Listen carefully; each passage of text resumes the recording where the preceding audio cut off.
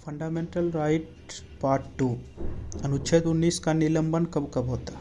तो अनुच्छेद 352 के अधीन आपात की उद्घोषणा की जाती है और 358 के अनुसार अनुच्छेद 19 स्वतः निलंबित हो जाती है। लेकिन 44वां संविधान संशोधन के तहत अनुच्छेद 19 में दी गई स्वतंत्रताओं को सिर्फ तभी निलंबित किया जा सकेगा जब आपातकाल की उद्घोषणा युद्ध अथवा बाह्य आक्रमण के कारण हुई हो, न कि सशस्त्र विद्रोह के कारण।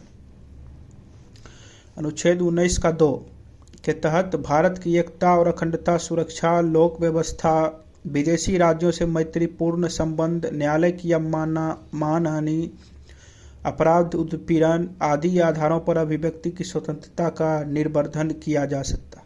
अनुच्छेद 19 के 2 में लिखा हुआ है।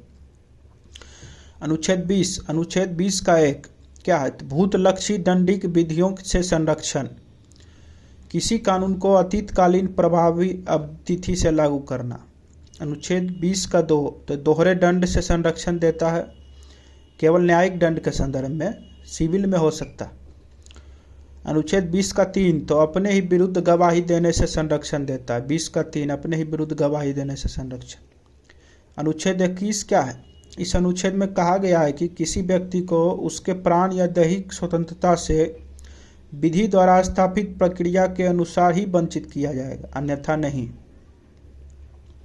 विधि द्वारा स्थापित प्रक्रिया ब्रिटेन से लिया गया और यथोचित विधि प्रक्रिया अमेरिका के संविधान की विशेषता है। आजीविका का आधार, अच्छे स्वास्थ्य का आधार, पर्यावरण प्रदूषण के विरुद्ध संरक्षण का अधिकार, निजता का अधिकार, शिक्षा पाने का अधिकार, शयन का अधिकार, सोने का अधिकार, भोजन का अधिकार, विदेश भ्रमण का अधिकार आदि, अपने पसंद के व्यक्ति से विवाह करने की स्वतंत्रता। 44वें संविधान संशोधन 1978 के द्वारा प्रावधान किया गया कि अनुच्छेद 20 व 21 को आपात स्थिति में भी अनुच्छेद 319 के अधीन किसी आदेश द्वारा निलंबित नहीं किया जा सकता। 20 और 21 हमेशा रहेगा, कभी नहीं हटेगा। अनुच्छेद 22 इस अनुच्छेद के तहत कुछ दशाओं में गिरफ्तारी और निरोध से संरक्षण प्रदान किया गया है। वस्तुतः गिरफ्तारी, अरेस्ट या निरोध, डिटेंशन 2 प्रकार के होते हैं। पहला क्या है? दंडात्मक निरोध, प्यूनिटिव डिटेंशन। दूसरा क्या है? निवारक निरोध, प्रिवेंटिव डिटेंशन। जब किसी व्यक्ति को निवारक निरोध की किसी विधि के अधीन गिरफ्तार किया जाता है तो सरकार केवल 3 मास तक अभिरक्षा को निरुद्ध कर सकती है। सलाहकार बोर्ड उसको बढ़ा सकता है, हाईकोर्ट का जज। संसद निवारक निरोध की अधिकतम अवधि तय करेगी। अनुच्छेद 22 के तहत मीसा, टाडा, राष्ट्रीय सुरक्षा कानून, NSA आदि लगाया गया। समान दंड विधान 24 आवर के अंतर्गत मजिस्ट्रेट के सामने प्रस्तुति, सब 22 के अंदर ही है। यह अधिकार शत्रु देश के नागरिक और निवारक निरोध अधिनियम के अंतर्गत प्राप्त नहीं है। डिटेंशन में कोई जरूरी नहीं है जब डिटेंशन में आपको रखें। अनुच्छेद 23 मानव दुर्व्यापार में मनुष्यों का क्रय विक्रय, महिलाओं और बच्चों का अनैतिक दुर्व्यापार, वैश्यावृत्ति, बर्दाश्त प्रथा या कोई भी रूप में शामिल है। अनुच्छेद 24 में क्या है? इस अनुच्छेद के तहत कारखाना आदि में बालकों के नियोजन पर प्रतिबंध। 14 वर्ष से कम आयु। बाल श्रम प्रतिषेध अधिनियम 1986 लाया गया इसी अवधि में। अनुच्छेद 25 क्या है? तो लोक व्यवस्था, सदाचार और स्वास्थ्य तथा इस भाग के अन्य उपबंधों के अधीन रहते हुए सभी व्यक्तियों को अंतःकरण और धर्म की आबाद रूप से मानने, आचरण और प्रचार करने की स्वतंत्रता प्रदान करता है। अंतःकरण 25। अनुच्छेद 26 में क्या है? तो लोक व्यवस्था, सदाचार और स्वास्थ्य के अधीन रहते हुए प्रत्येक धार्मिक संप्रदाय या उससे किसी भी भाग को धार्मिक कार्यों के प्रबंध की स्वतंत्रता। अनुच्छेद 27 किसी व्यक्ति को ऐसे करों को देने के लिए बाध्य नहीं किया जा सकता जो किसी विशिष्ट धर्म या विधि का पोषण में व्यक्त किए जाने। अनुच्छेद 28 राज्य विधि से पोषित शिक्षा संस्थाओं में धार्मिक शिक्षा नहीं दी जाएगी।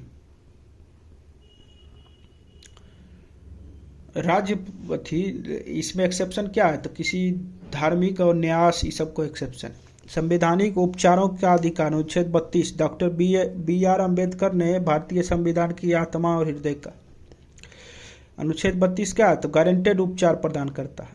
यह भी एक मूल अधिकार है क्योंकि भाग 3 में सम्मिलित है, मूल ढांचे का हिस्सा है, अतः इसे संविधान संशोधन द्वारा समाप्त नहीं किया जा सकता। यह शक्ति हाई कोर्ट और सुप्रीम कोर्ट को है। बंदी प्रत्यक्षीकरण हेवियस कॉर्पस या रिट का एक आदेश है। निरुद्ध व्यक्ति को उसे न्यायालय के समक्ष उपस्थित करना जिससे न्यायालय यह जान सके कि दोषी है कि दोष मुक्त है। सार्वजनिक प्राधिकरण या प्राइवेट व्यक्ति दोनों के खिलाफ जारी किया जा सकता है। अनुच्छेद 352 के तहत आपातकाल में भी यह रिट निलंबित नहीं हो सकती। परमादेश मेंडमस शाब्दिक अर्थ है हम आदेश देते हैं। यह उपचार न्यायालय के विवेकाधीन है या उस लोक अधिकारी को संबोधित होता है जिससे अपेक्षा की जाती है कि उस सार्वजनिक कर्तव्य को करे जिसे करने से वह इनकार किया है।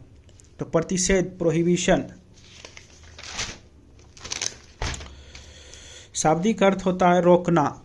इसे सुप्रीम कोर्ट या हाई कोर्ट द्वारा अधीनस्थ न्यायालयों पर अधिक किया जाता है या न्यायिक निकायों और अपने न्याय क्षेत्र की अधिकारिता से बाहर के कार्य को रोकने के लिए जारी किया। तो उत्प्रेषण सर्टियोरारी शाब्दिक अर्थ क्या है? तो प्रमाणित होना या सूचना देना। वरिष्ठ न्यायालय द्वारा अधीनस्थ न्यायालय को या न्यायिक निकायों को तब जारी किया जाता है जब इस बात का संशय होता है कि न्यायालय ने अपनी अधिकारिता से बाहर जाकर निर्णय दिया है और निर्णय प्राकृतिक न्याय के सिद्धांतों के विरुद्ध है।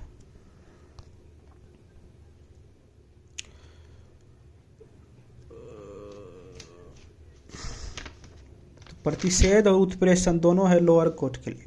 अधिकार परीक्षा को वारंटो शाब्दिक अर्थ है किसी प्राधिकृत या वारंट के द्वारा किसी व्यक्ति के सार्वजनिक कार्यालय में अपने पद के दावों की जांच के लिए जारी किया जाता है यदि वह व्यक्ति द्वारा लोक कार्यालय में के अवैध अधिकार को रोकता है। इसे मंत्रित्व कार्यालय या निजी कार्यालय के लिए जारी नहीं किया जा सकता। उच्चतम न्यायालय व उच्च न्यायालय द्वारा रिट जारी करने में अंतर क्या है? तो उच्चतम न्यायालय अनुच्छेद 32 के तहत करता है और उच्च न्यायालय अनुच्छेद 226 के तहत करता है। केवल मूल अधिकार के उल्लंघन 5 प्रकार की रिट जारी कर सकता है और मूल अधिकार के साथ साथ अन्य मामला में भी यह 5 प्रकार का रिट जारी कर सकता है।